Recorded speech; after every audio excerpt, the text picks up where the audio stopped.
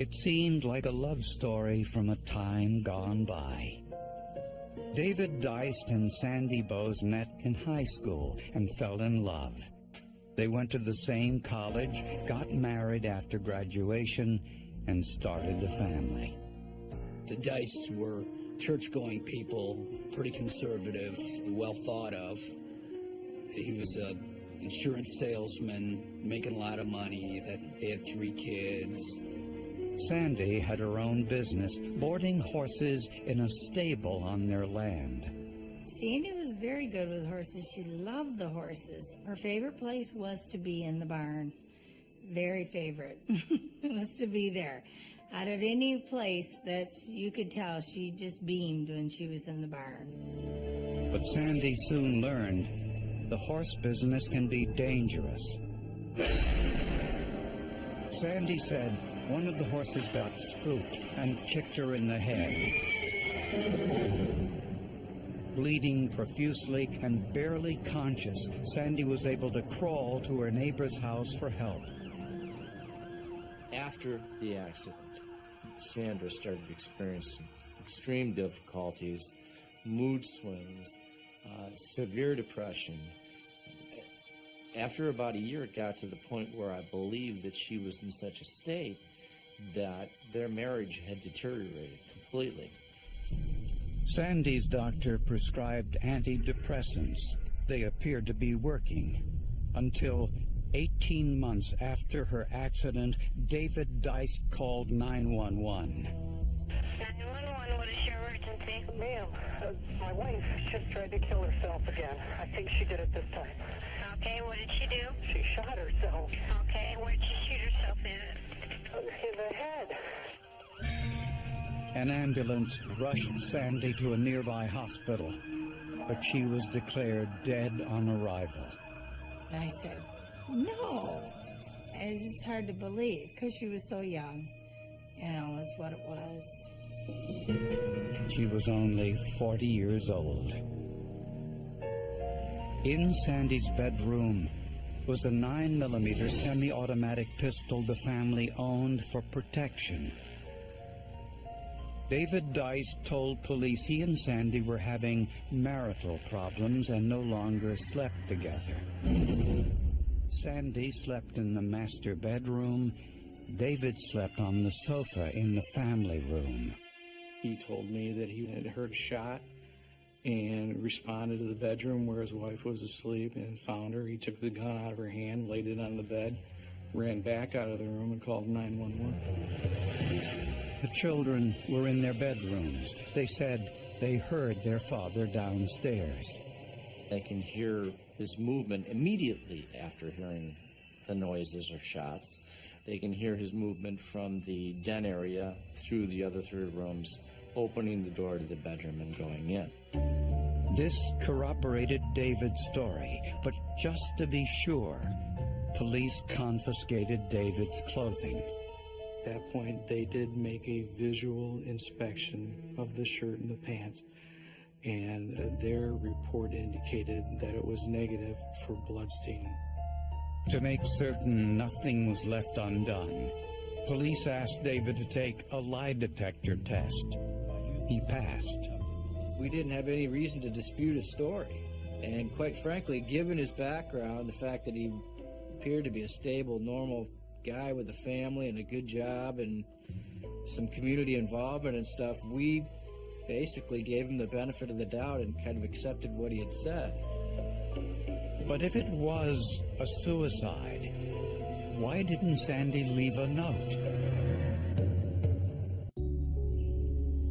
Anytime someone like Sandy Deist dies of what's believed to be a self-inflicted gunshot wound, it immediately raises suspicions.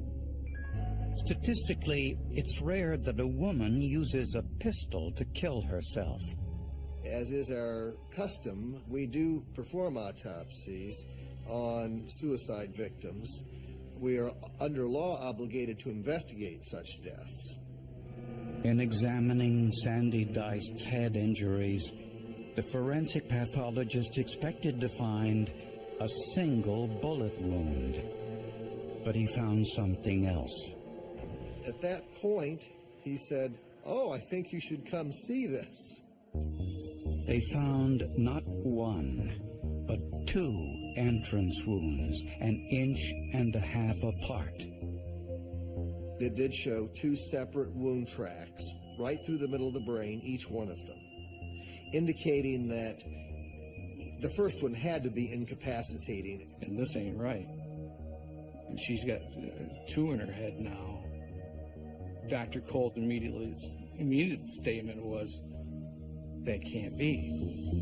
2 entrance and 2 exit wounds meant that either the pistol double fired or Sandy pulled the trigger twice.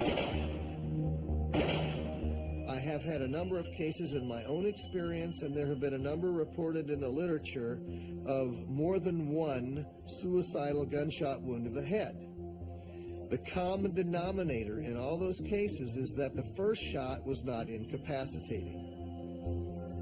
Also suspicious, investigators found blood spatter on the 9mm pistol, but none on Sandy's hands or arm. It really suggests that she is not in control of the weapon. But the weapon certainly was exposed to the spatter event. Then, investigators got a telephone call from Sandy's sister. She told them about a conversation she had with Sandy a year before her death. Sandra had indicated to her sister, "If anything ever happens to me, I've left a note for you in the china cabinet of the home. Please just get it and read it." With a warrant, investigators searched the Deists' home. This china cabinet not only held china, but it also seemed to be like a repository, if you will, for family paperwork. So I just began searching this china cabinet from top to bottom. On the very bottom shelf, way in the back behind some dishes, there was a white envelope, and all it said on it was the name of Sandra's sister. And I immediately retrieved it from where it was. It was sealed. I didn't open it up at that point. The note was immediately sent to the crime lab, where it was opened by forensic analysts. It proved to be nothing less than a voice from the grave.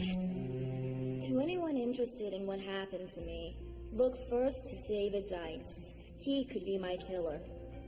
For the first time, Sandy described what really happened in the horse stable 18 months earlier.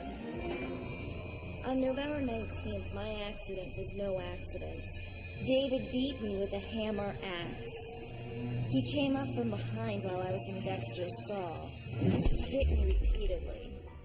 I figured he would come back to kill me. The only information that we had prior to this, that Mrs. Deist had always indicated that she was kicked by a horse. So now we have to begin kind of looking at this whole circumstance and trying to validate that. I would never commit suicide. He may have killed me.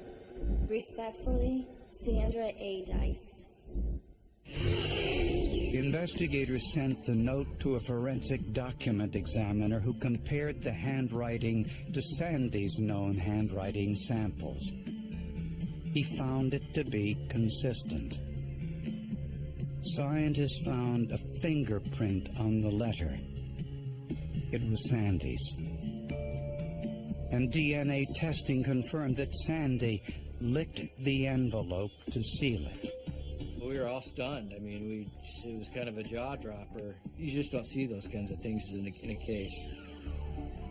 Now that Sandy claimed the incident was an attack, investigators reviewed hospital medical records and discovered that the attending physician doubted a horse had done that damage.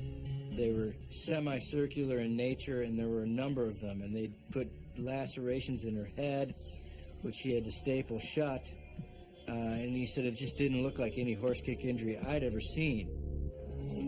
Dr. John Hulsing was in the Deist's barn shortly after the incident. He, too, noticed inconsistencies.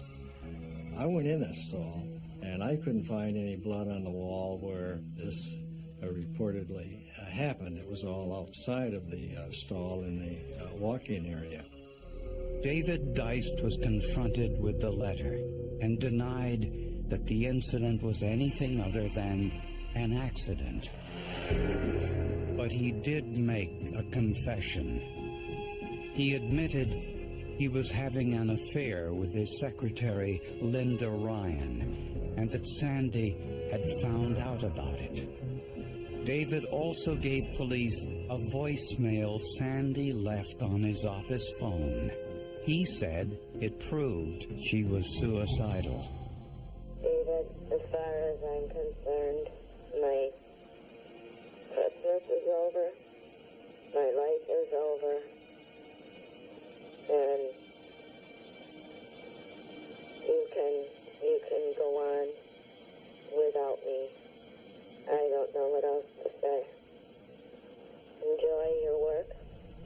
Enjoy your life.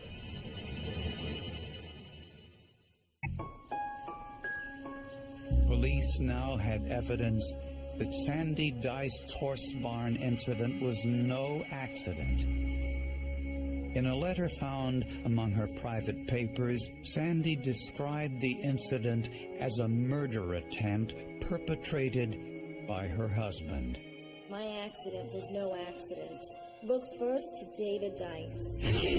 Instead of leaving the marriage, Sandy apparently tried to make it work. Sandy really, truly loved David. She stayed with him because she did love him. And she wanted the whole family to stay together, and family was very important to her. And so I think that she just really loved him. I think family first. Stay with the family. Make it work. Do everything you can. David Deist denied hitting Sandy in the stable and insisted her shooting death was a suicide. He said the gun must have double fired. To find out, investigators sent the weapon to gunmaker Brad Batchelder. It still had the original grease in the gun. The gun had basically been fired very little.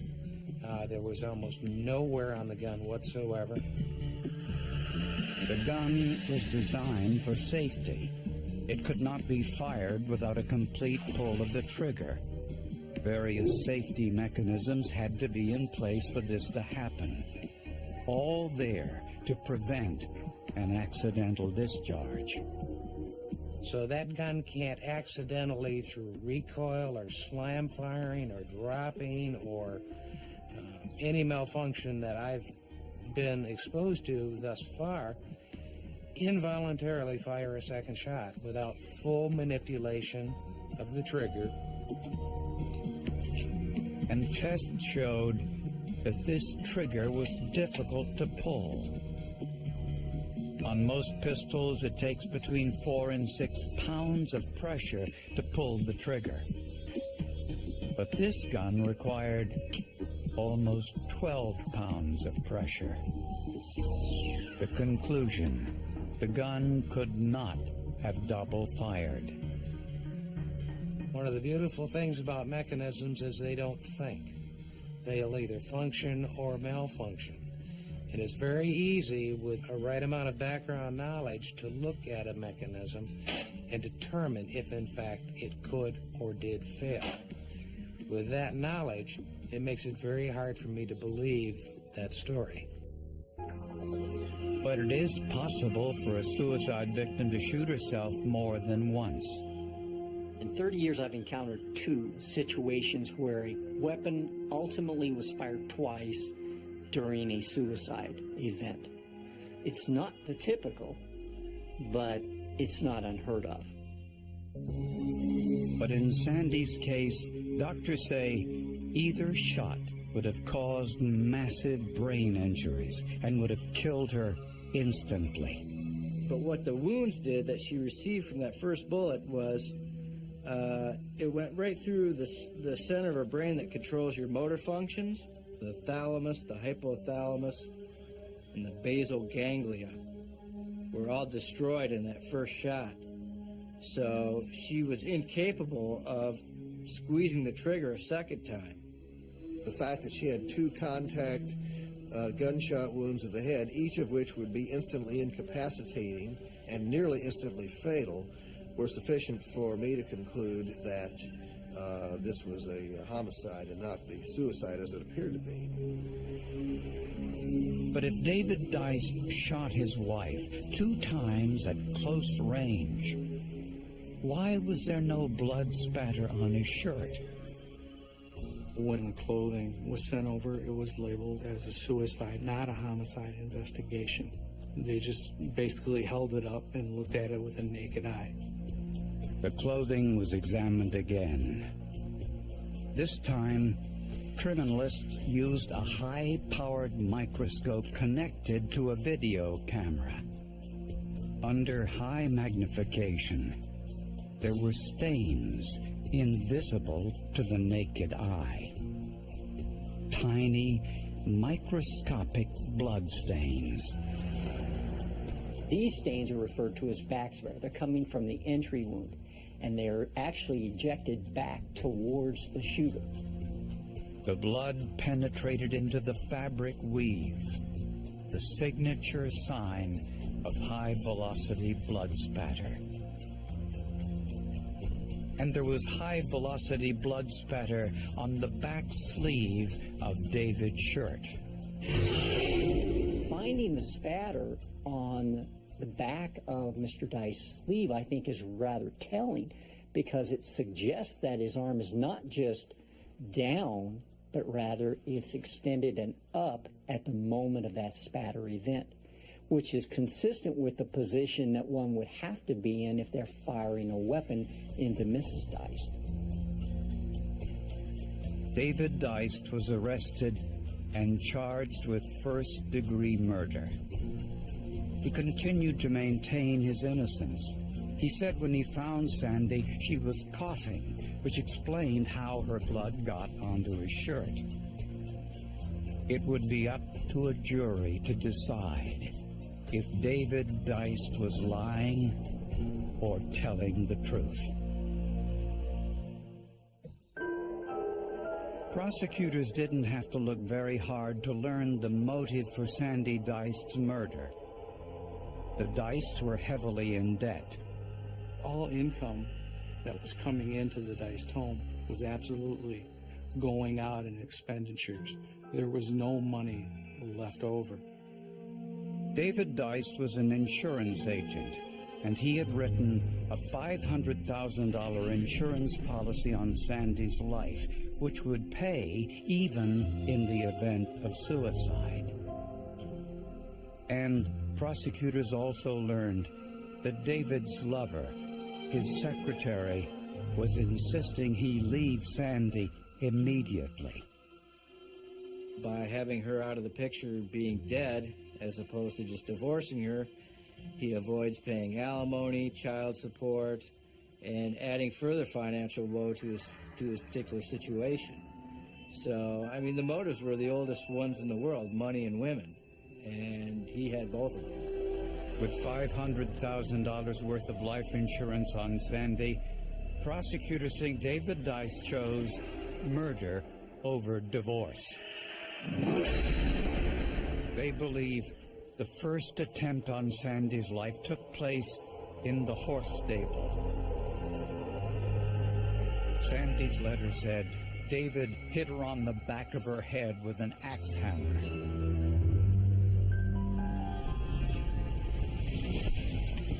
But she survived those injuries and covered up the incident.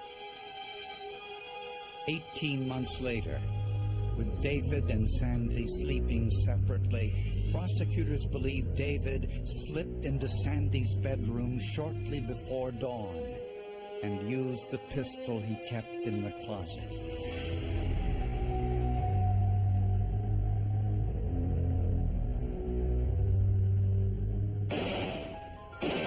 The blood spatter on David's shirt and under his right sleeve proved he was the shooter.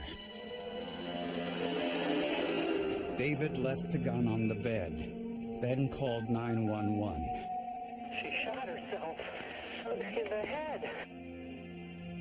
She must have had some inkling that he was going to be doing something.